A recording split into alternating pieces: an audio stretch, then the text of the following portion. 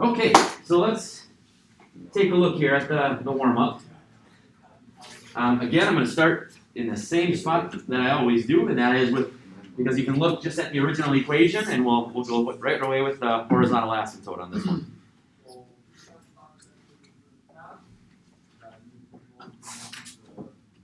So, here we go again. For this one, horizontal asymptote, top heavy, bottom heavy, or a tie? Bottom heavy, good. And therefore, y equals 0. Y equals 0 anytime it's bottom heavy. So we've got a horizontal asymptote on the x-axis. We can put that in there. There's the first feature of the graph that we've identified. Then from there, we need to go through and do any factoring that we can so that we can find out where do I have problem points. And then I can identify those problem points as either holes in the graph, vertical asymptotes, okay, some of each, whatever.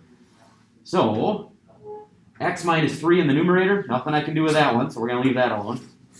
In the denominator, however, though, I can take out both a 3 and an x as the greatest common factor, so we can pull both parts out for that. Which will then leave me with an x and a minus 3. Okay? So now, right here, before I do any other canceling or anything else, I'm going to identify the problem points, the problem values for x. Okay? The discontinuities is what they're called. So what values of x right now can this not equal? What can x not equal in this problem? There's 2 of them again.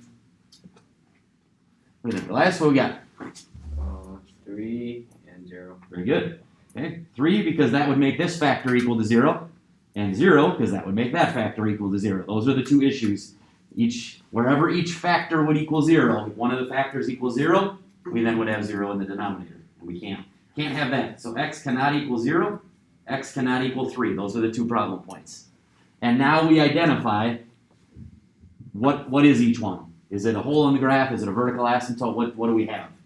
Okay, so as we go through and do that, now I can cancel the x minus 3, therefore leaving me with 1 over 3x. And since I'm canceling, that means that I've got a hole in the graph. Okay, we're eliminating a factor, which means we're eliminating a point that would have been on the graph otherwise.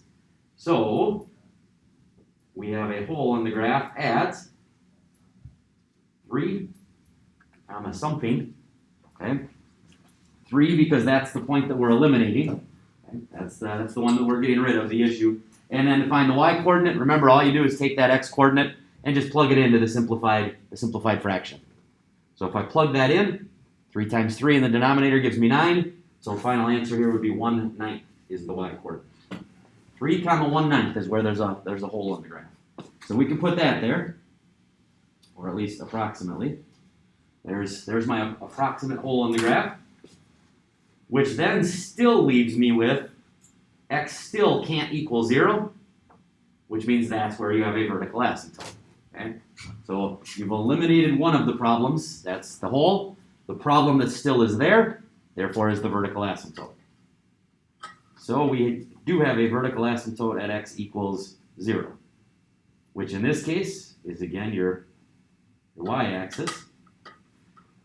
So there's those. And now the last things, again, we just find the x and the y-intercepts, add a few extra points to guide us here a little bit. So x-intercept is always when y equals 0. When will this fraction equal 0? What do you think? When will that equal 0? Yeah, Mike, what do you got? It never will. Very good. Why not? Because you can't have 0. Yeah. Remember, fraction equals 0 when the numerator equals 0. Well, in this case, the numerator is never going to equal 0. It's always going to equal 1. There's no value of x in the numerator, and therefore, you do not have an x-intercept. There is not one. Okay? Then we go to the y-intercept, which is when x equals 0. But if you're thinking, okay, even before you start trying to plug stuff in, remember that's one of the values we said right here. X can't equal 0. And so normally if y-intercept is when x equals 0, but we can't have that, that also means we don't have any y-intercepts either. Okay? There are no x-intercepts and no y-intercepts which should kind of make sense if you look at where your asymptotes are at. Because of the fact that we have a horizontal asymptote on the x-axis, that eliminated the x-intercept. And because we have a vertical asymptote on the y-axis, that eliminated the y-intercept. Okay? And so now, the rest of it is just go ahead and sketch in the two curves in this case, based on, in this case, just the hole in the graph. That's the only point you actually have to go off of. So, we can go through and sketch one part there, and therefore, the other part of the graph will be right there.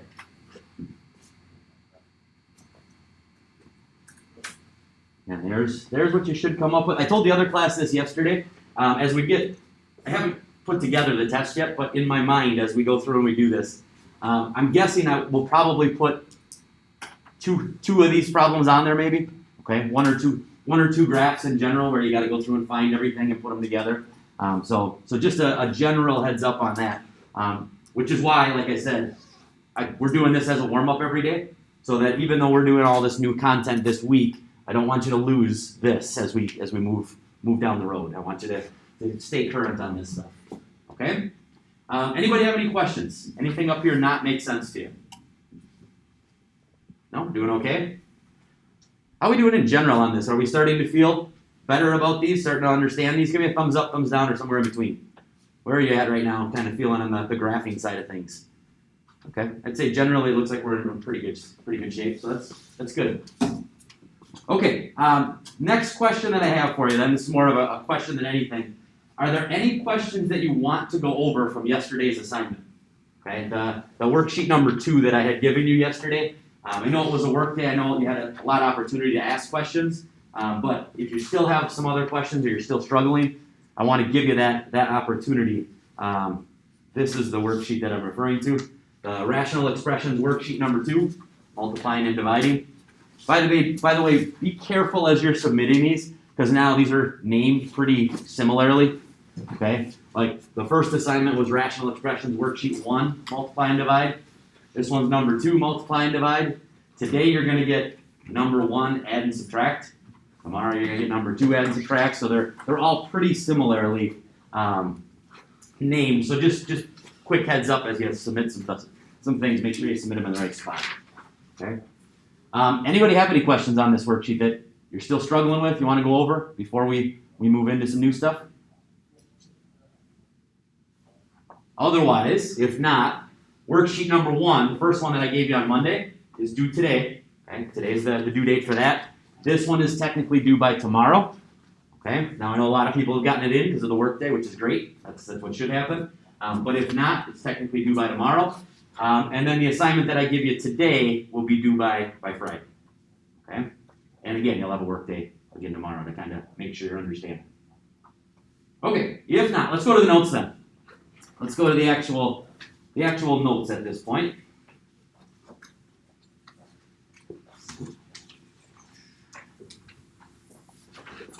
And so where we are moving is rational expressions. We're going from multiplying and dividing, where we can just basically factor and cancel, okay? Because when you multiply or divide, you can pretty much just put them together as one whole fraction.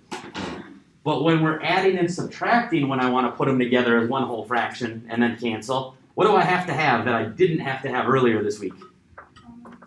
Common denominators. You got to have a common denominator now. That's the one main difference between what we were doing to what we're now doing, okay? In order to put these together so that I can then start to cancel, you've got to have a common denominator, okay? So, quick refresher on that without just using numbers. Simplify by finding the difference. If we're going to find the difference, what's my least common denominator here for 3 and 5? 15, okay? The least common denominator is 15. We could use 30, we could use 45. I mean, there's other common denominators, but the least common one, the one that'll be simplified the most, in this case is 15. So, if we're going to change these to 15, I'm going to take this first fraction then. We need to multiply the denominator by 5, which means I'm then also going to multiply the numerator by 5. Okay? So that 1/3 becomes 5/15. So that's the factor that was missing. Okay? It had the 3, I needed the 5 in order to get to the 15. Quick question, why do I have to multiply numerator and denominator by 5? What am I really multiplying by when I do 5 over 5? I'm really multiplying by what? What is 5 over 5? 1. I'm really just multiplying by 1. That's why I don't change the problem. Okay? And so same idea here. This denominator needs to be multiplied by 3 in order to get to the 15, which means I have to do the same thing in the numerator, multiply that by 3. So we have minus 12 fifteenths. And now that we've got a common denominator, now I can go through and put those two fractions together as one. Now we can combine. We end up with 5 minus 12 gives you negative 7 over 15. And there's your fraction at that point.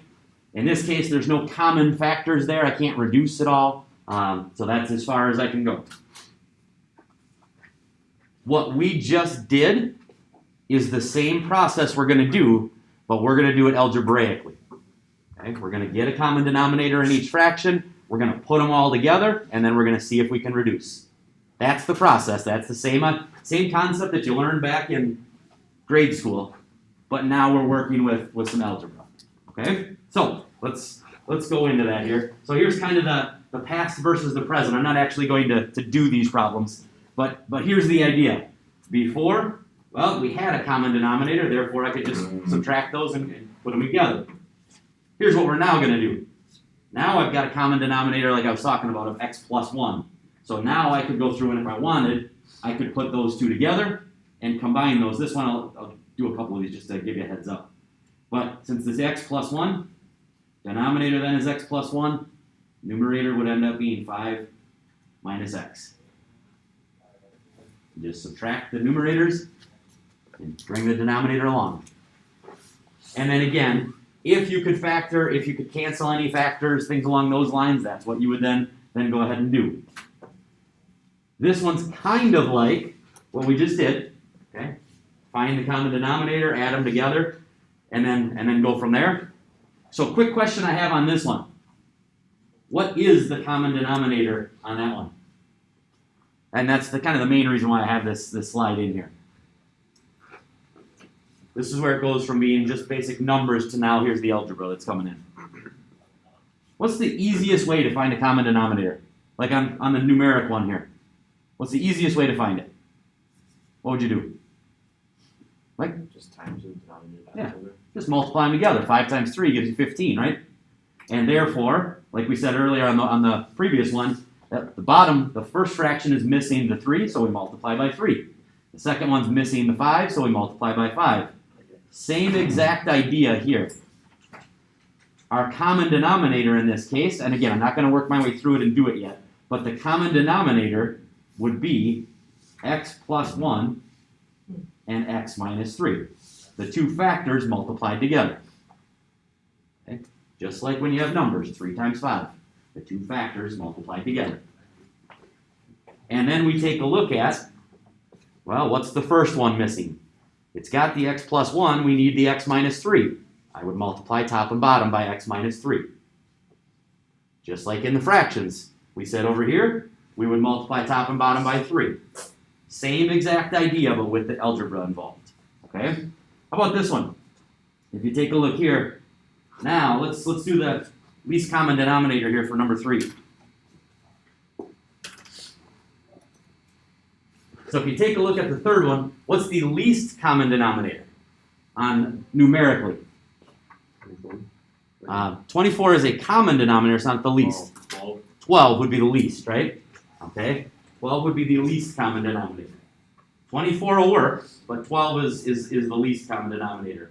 The reason why I bring that up is because same idea here. If we take a look, I could go through and say, all right, let me take x squared plus x and 3x plus 3. Those are my two factors. Let's get a common denominator. Or, as we go through and we start working through some stuff, I could factor an x out of this one, and then have x plus 1. I could factor a 3 out of this one, and then have x plus 1. And if you now notice, if we now look at our factors, they both already have an x plus 1.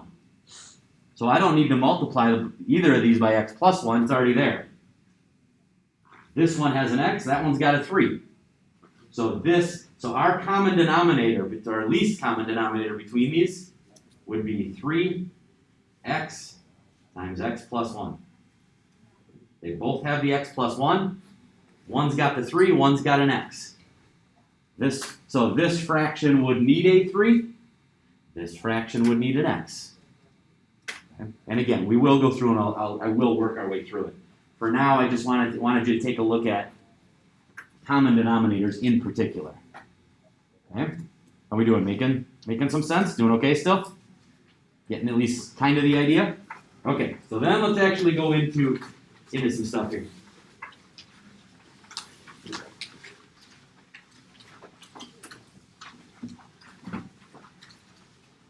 So for these, same idea. Now let's just look at least common denominators here.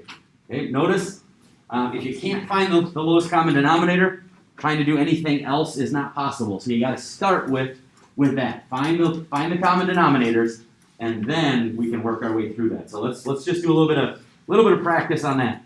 Okay. Remember, factor first if you can. You want to take a look at the factors. That's the key idea. So first question: can I do anything with the 2x plus 1? No. Okay. So that one I can't do anything with. 4x squared minus 1. That's a difference of squares. So I can factor that into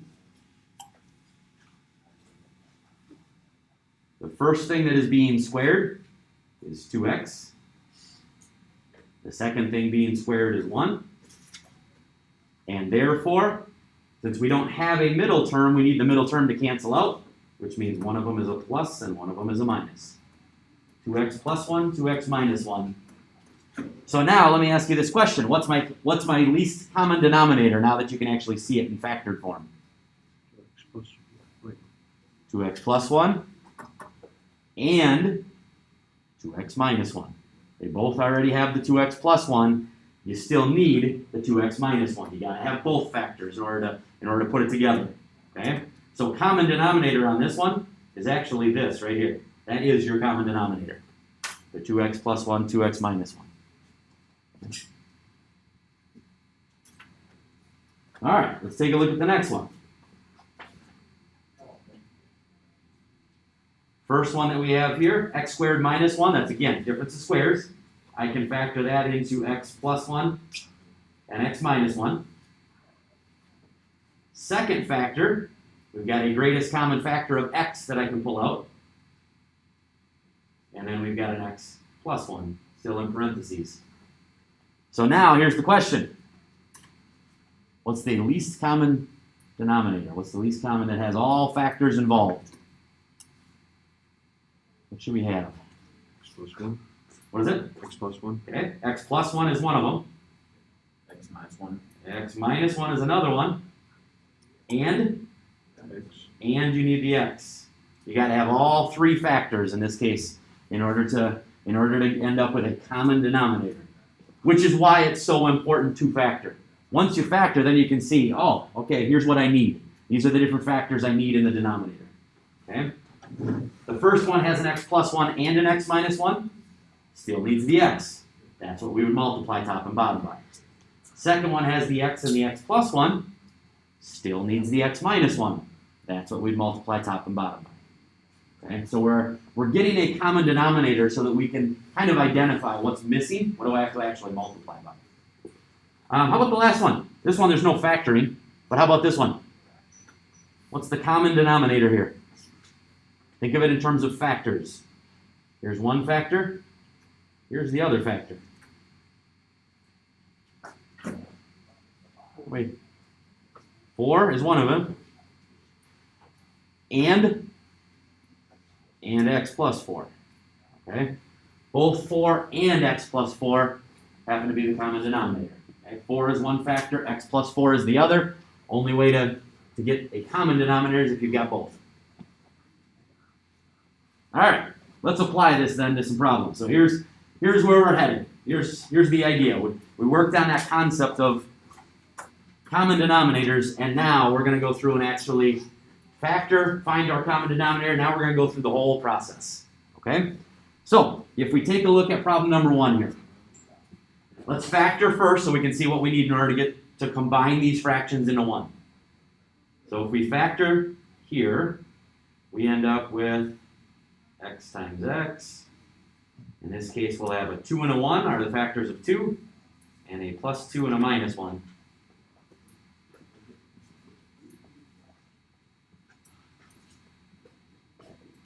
So first question, what's the greatest common factor, or least common factor, excuse me, least common denominator?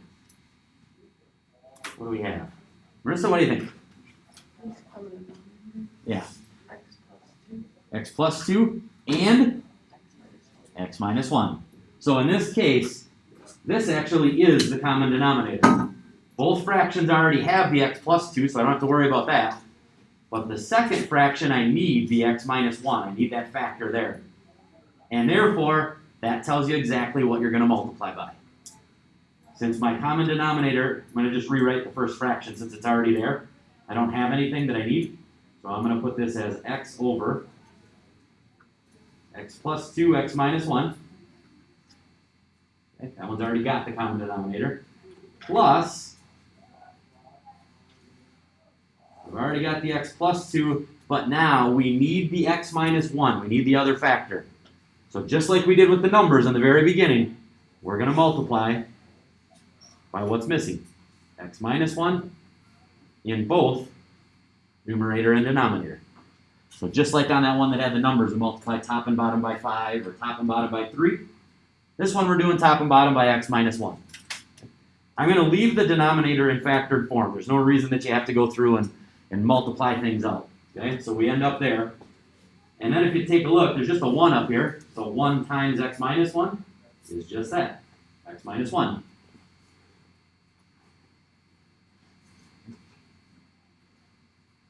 So now keep in mind, bigger picture, okay? Keep in mind the big picture as you do this.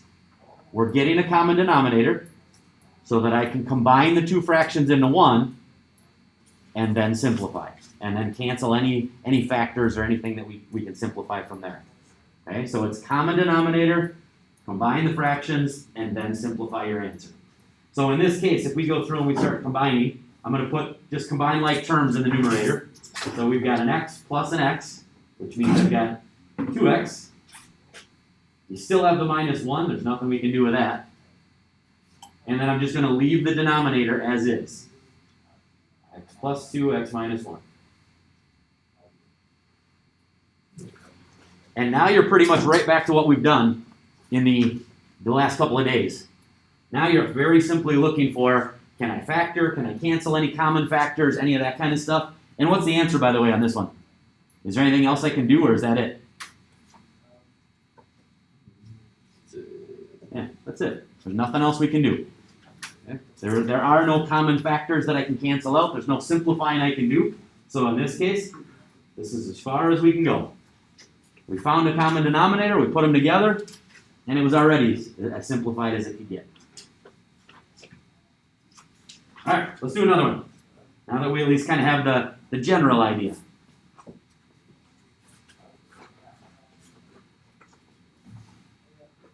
Same thing, let's start by factoring so we can look at our common denominator. Nothing I can do with x minus 1. Think of that as a factor. Nothing I can do with x plus 6. Think of that as a factor. And that's probably a hint, by the way, as to how you're going to end up factoring this last one. There's a pretty good chance that it's probably x plus 6 and x minus 1. Not for sure, but usually there's kind of a hint there. So if we actually factor that, let's take a look. We've got x times x. And I think I mentioned this yesterday. When you've got the 5s and the 6s, be careful. Because when you've got a 6 at the end, from 6 and 1, I can get a 5. But I can also with 2 and 3. That's why I said anytime you see a 5 and a 6, like this specific factoring type of problem, you got to think, is it 6 and 1 or 2 and 3? Because they both will work depending on the sign. That's what you got to look at. And in this case, it does turn out that it's going to be a plus 6 and a minus 1. Those will multiply to give you negative 6. And those two numbers will add to give you positive 5. Okay? So it does work out. So there's my common denominator. X plus 6 and x minus 1. Okay? Which means this fraction Perfectly fine. There's nothing I have to do with that. It's already got the common denominator. The first fraction, we're missing the x plus 6. So let's go through. We're going to multiply by x plus 6, numerator and denominator. The second fraction, and I probably should have spaced this out a little bit further, it has the x plus 6 as a factor, but it's missing the x minus 1. So we're going to multiply by x minus 1. And now we just got to go through and do the work. Now we got to do the algebra. Okay? So on this one, I'm going to leave the denominator, x plus 6, x minus 1. Not going to worry about that. But in the numerator, I don't want factors in the numerator. I want to go through and if I'm going to end up combining fractions into one, the only way you can combine them is if you can combine like terms. Well, in order to get like terms, that means you're going to have to multiply this all up and see, do I have x squared? Do I have x's? What do I actually have? So we're going to have to go through and actually FOIL this. Okay, the x plus 6, do all the distributing. So if I do that, I'm going to do this in my head here a little bit. If I take x plus 6 and I distribute everything to the x plus 2, we get x squared plus 8x plus 12. If I multiply that all out. X plus 6 times x plus 2. If you just do all the distributing, that's what you'll end up with. Everybody okay on that one? Any questions? On what I was doing, where that's coming from? Okay, then we move to the next one. Minus, and again, I'm going to write it as x plus 6 and x minus 1. This one's a little bit easier. Matter of fact, one of the things I'm going to suggest you do, because we're subtracting, I'm going to suggest you take that negative and put it with the 2, so that when you distribute the 2 into the parentheses, you don't forget to take the negative with it. Okay, so I'm actually going to turn this into plus a negative 2. Okay, so now I'm going to put this as a plus sign. If I distribute that negative 2, I have a negative 2x plus 2 in the numerator.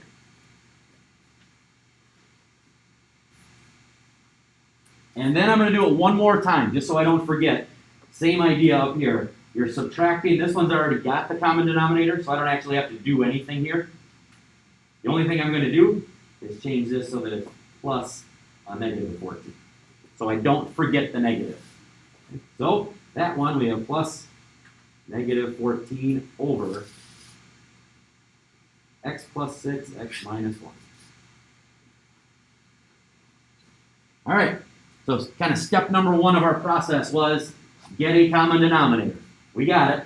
Okay, it's a little bit more work on this one, but we got there.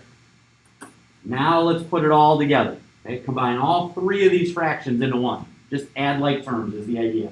And that's the reason why we had to multiply all this out, because now I need to combine like terms.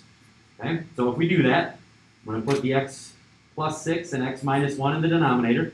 That's just coming along for the ride now. Numerator, we've only got 1x squared, so we'll put that there. Here we've got a plus 8x and a negative 2x. Those two I can put together. That gives me a plus 6x.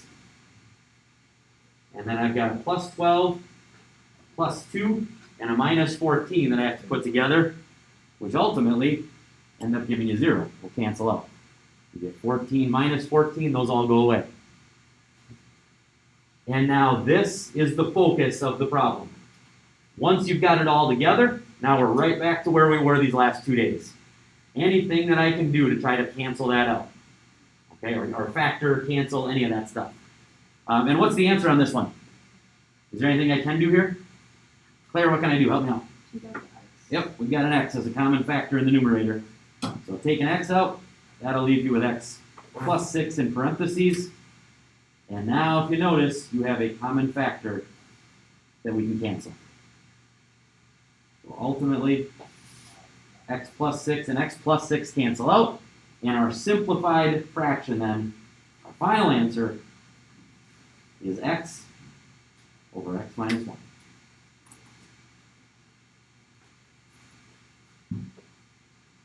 Yes, there was obviously a lot more work going on here.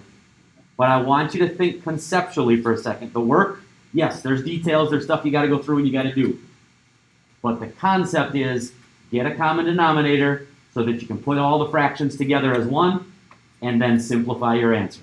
That's what your goal is every single time. Common denominator, combine, simplify. That's what we're trying to do. Okay? Let's have you try this one. See what you come up with on this one. And actually, before we do that, what's the common denominator on this one? Let's start there. We'll do that part together because it gets a little bit tricky. What's the common denominator here?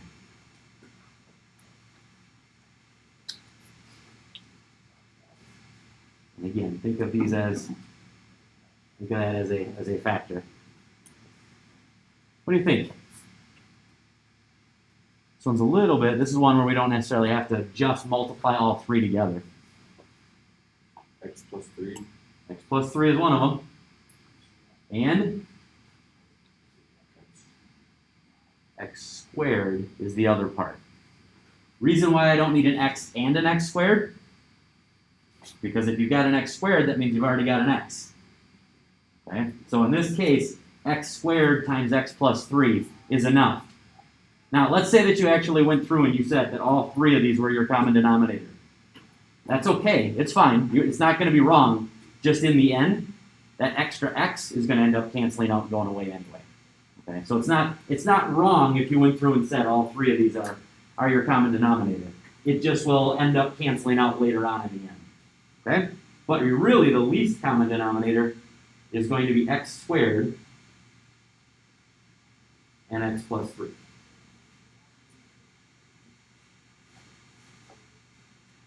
So first one, I changed my mind. Let's kind of do this one together yet, just because the denominator is kind of tricky. So the first fraction then, what do I need to multiply in order to get x squared and x plus 3? What's missing?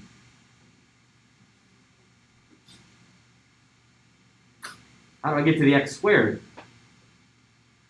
Is it just X plus 3 times that one? Or? Close, that's one of the things. But I also need to get it to an x squared, so what else do I have to multiply by? Oh, the X squared. Not just an x squared, but just an x to get you to the x squared. So it's missing one of the x's. I got to get to that x squared. And it's missing the x plus 3. So we're going to multiply by x times x plus 3. Same thing in the numerator. X times x plus 3. The middle term has the x squared, but doesn't have the x plus 3. So that one, and again, I'm going to add the opposite here, so that's a negative 2. So that one we need to multiply by x plus 3. And the last fraction has the x plus 3, but does not have the x squared. So we got to multiply by that. All right. So you've actually, in the first fraction, you've actually got a couple of parts that you have to go through and do. I'm going to distribute the x, and then I'm also going to distribute the 4. Or if you want to think of it as, you could just be distributing a 4x. Okay? So ultimately, we're going to get 4x squared plus 12x when I distribute both the x and also the 4. Okay? Distributing the x will get you to x squared plus 3x. Distributing the 4 is where the 4 and the 12 come from. Second fraction then, plus x squared times x plus 3. Numerator, just distribute. Okay, so that one's not too bad. We get a negative 2x minus 6. And then the last one, we'll end up with 4x squared over our common denominator.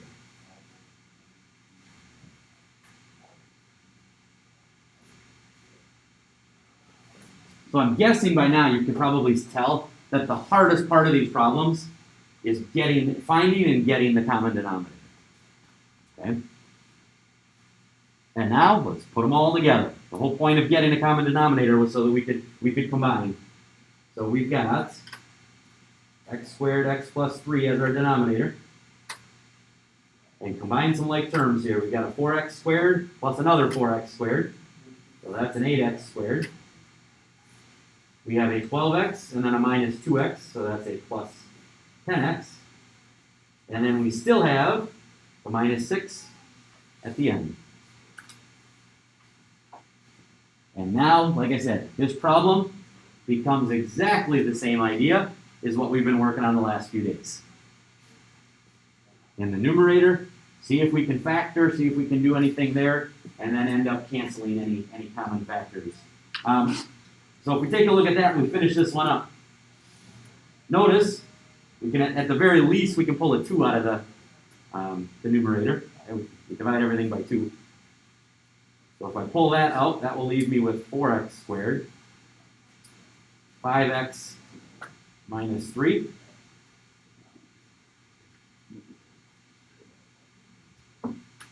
And then from there, we can try to factor what's left in the parentheses and see if we have any common factors.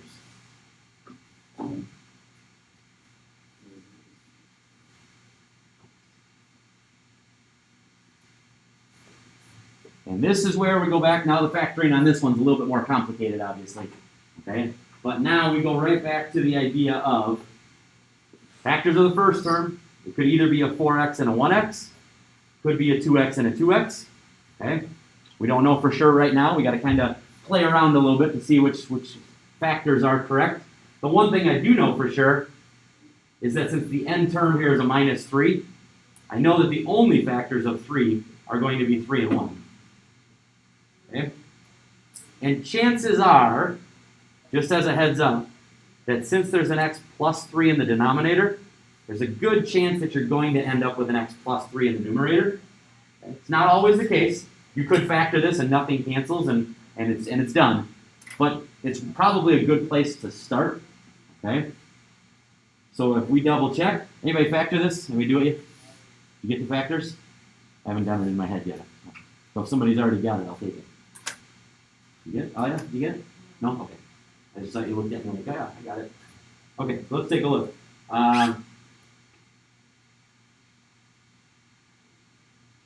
So let's try this. Let's see if this works out. Let's say I go x and 4x. Oop, that's not going to work. By the way, so here's how we check. Remember, don't forget, you're checking the inside 2 terms, multiply those together, and the outside 2 terms. Multiply those together to see if you can get the 5x, the middle term. Check the inside and the outside to see if you can get the middle.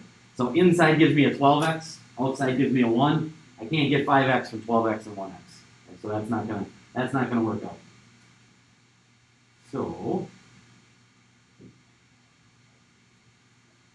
let's see here. Let's try.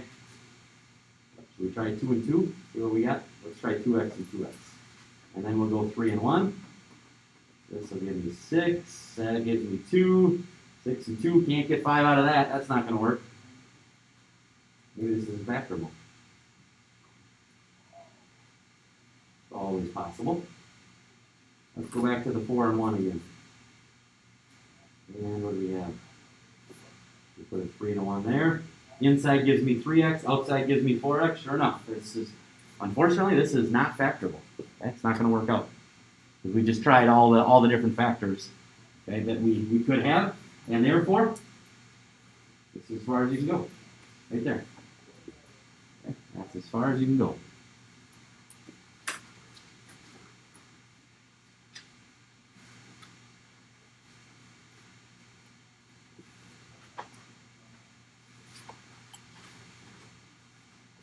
All right. I think I'm going to leave it at that, and we'll see where we're at. We'll see where we're at that point. Like I said, good news is, by the way, that last problem is probably harder than I would guess anything that you're going to see on the worksheet. Most of what you're going to see on the worksheet are taking 2 fractions. Matter of fact, it's all taking 2 fractions and trying to see if you can combine them into one. Okay, so it should be easier on this one. So here is the worksheet for today. And again, seniors, this is your final assignment of your high school career. This is it.